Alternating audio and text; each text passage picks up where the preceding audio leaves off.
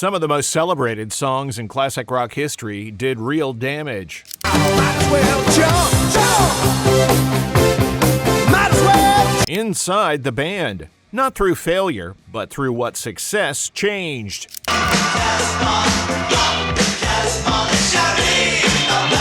Power shifted, relationships hardened.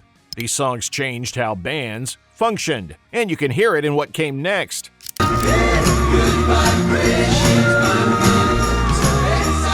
Let's start with a song everyone knows, and the shift that only became clear later. Number 10, Van Halen, Jump, 1983-84. Might as well jump. Might as well. When Jump hit, it didn't feel dangerous. It felt enormous. A bright synthesizer line instead of a guitar riff, with Eddie Van Halen driving the song on an Oberheim OB series keyboard, putting the keys where the guitar had always been. The deeper shift wasn't just the sound, it was the setting. 1984 was recorded at Eddie's newly built 5150 Studios in Studio City. Can't you see what I mean? For the first time, the band worked entirely on his schedule, in his space, with his creative priorities setting the pace. Eddie heard forward motion. David Lee Roth heard the band pulling away from its original friction. Jump became Van Halen's only #1 single. The album exploded. The tour was massive. But the internal balance had changed, and by early 1985, the Roth-era version of Van Halen was finished. Jump, jump. Go ahead and jump. Number 9. It was the hit that made the band famous to people who didn't really understand the band. Beth, Kiss, 1976. Oh, Beth, what can I do? Before Beth, Kiss functioned with a clear internal order. Gene Simmons and Paul Stanley wrote most of the songs, shaped the image, and steered the band's direction.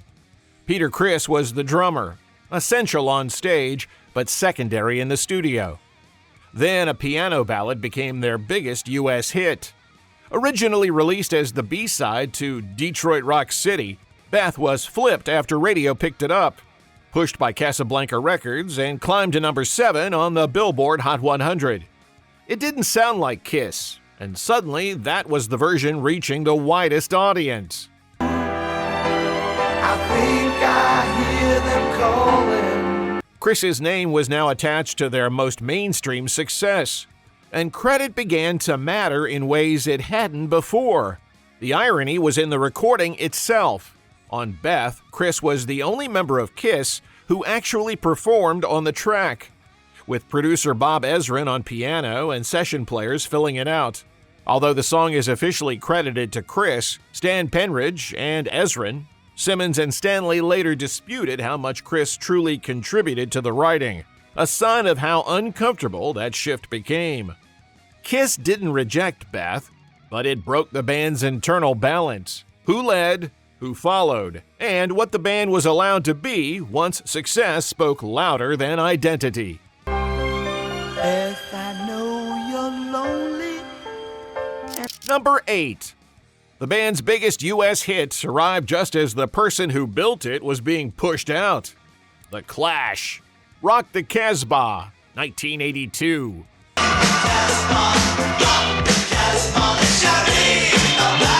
By 1982, The Clash were already fraying. Rock the Casbah became their biggest American moment, climbing to number 8 on the Billboard Hot 100, even as the band itself was struggling to hold together. The track's musical core came from drummer Topper Headon. He composed the music from a piano idea and recorded much of the track's foundation himself before the song took its final shape.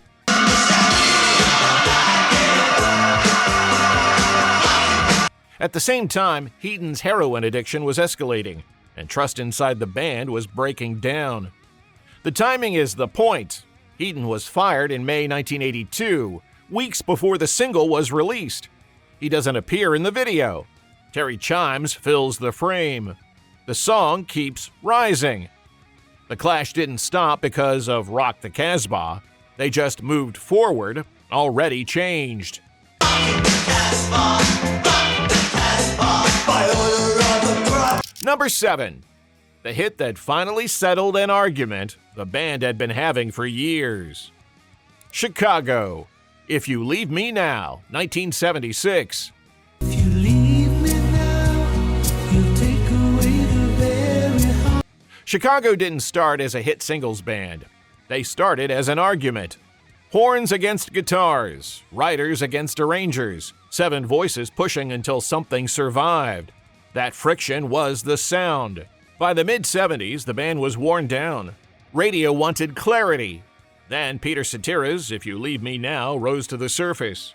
Soft, restrained.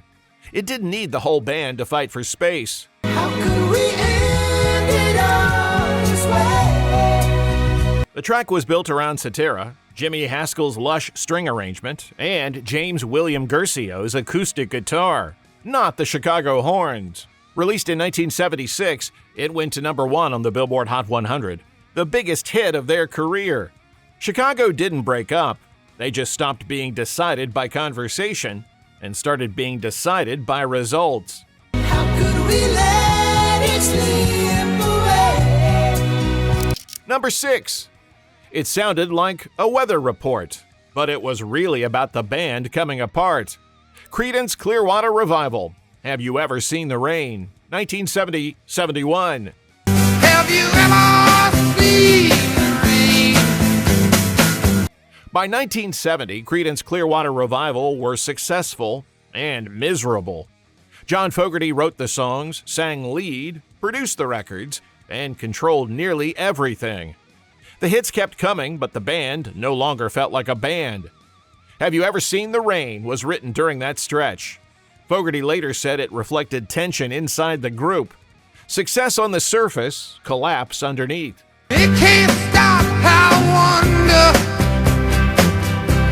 wonder. It wasn't about Vietnam. It wasn't abstract.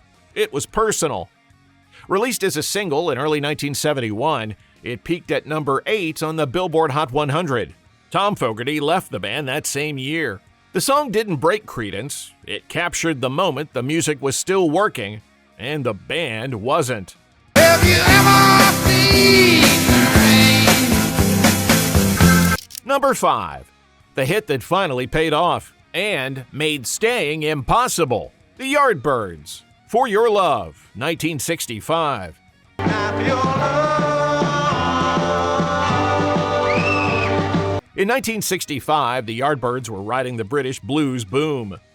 Then, For Your Love arrived, written by Graham Gouldman and shaped in the studio with pop polish and a harpsichord line played by session musician Brian Auger. It pushed them onto pop radio. It hit number 3 in the UK and number 6 in the US, their biggest success to date.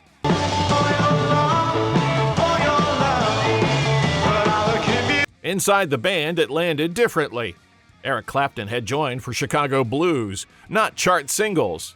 He disliked the arrangement, the direction, and what it signaled next. Shortly after the single's release, he left. The Yardbirds didn't stop. They moved on with Jeff Beck and later Jimmy Page. For Your Love made them successful and ended the version of the band that got them there.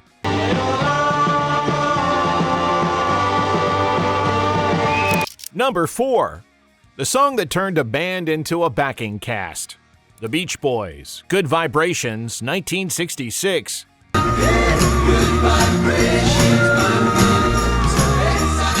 By 1966, Brian Wilson was no longer working like a traditional bandmate. Good Vibrations was built over months, across multiple studios, recorded in fragments, and assembled piece by piece until it matched what he heard in his head. This wasn't a group capturing a performance, it was construction. The single went to number 1 in the US and the UK, and it sounded unlike anything else on the radio. Modular, restless, exacting.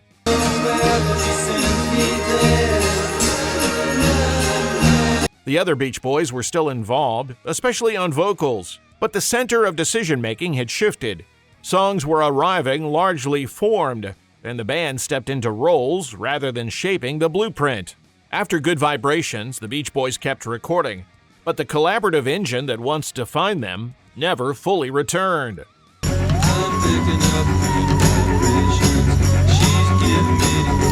Number 3. The song where two visions locked in, and neither one ever backed down. Pink Floyd, Comfortably Numb, 1979.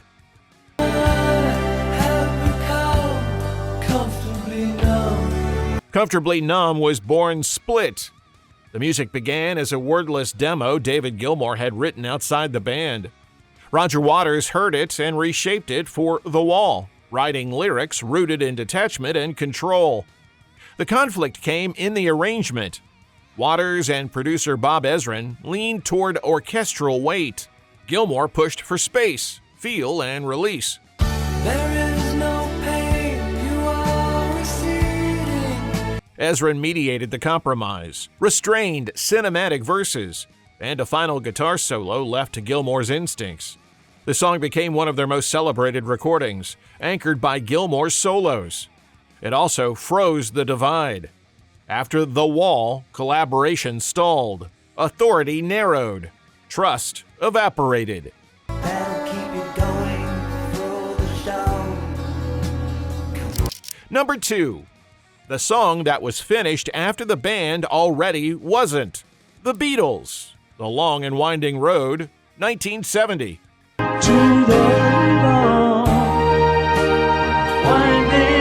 By early 1969, the Beatles were barely functioning as a group. The Long and Winding Road began as a bare Paul McCartney piano ballad during the Get Back sessions, recorded without orchestration and intended to remain restrained. By 1970, the band was no longer operating as a unit. Producer Phil Spector added strings, choir, and a heavy arrangement without McCartney's approval. When the single was released, it went to number 1 on the Billboard Hot 100.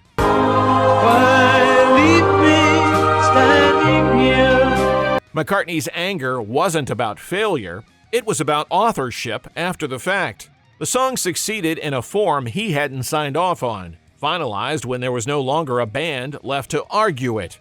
The Long and Winding Road didn't end the Beatles, it proved the ending had already happened, and the machinery was still moving. A long, long time ago. Number 1. The song that made walking away harder than staying. Eagles, Hotel California, 1976. Welcome to the Hotel California.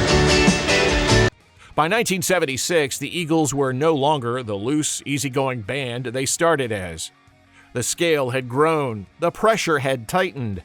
Hotel California captured that moment perfectly. Dark, controlled, and uneasy about the life it was describing. When the single hit number 1 on the Billboard Hot 100, success erased the option to slow down.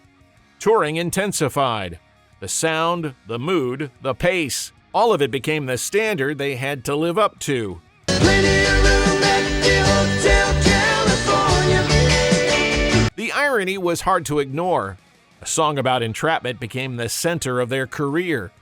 They weren't fighting yet. They were worn down. Everyone felt it. But momentum kept pushing forward. Hotel California didn't break the Eagles in an argument. It made escape feel impossible, until leaving finally felt easier than staying. And still those voices are calling from far away. These songs didn't just last, they changed everything. Which one did you watch break a band in real time?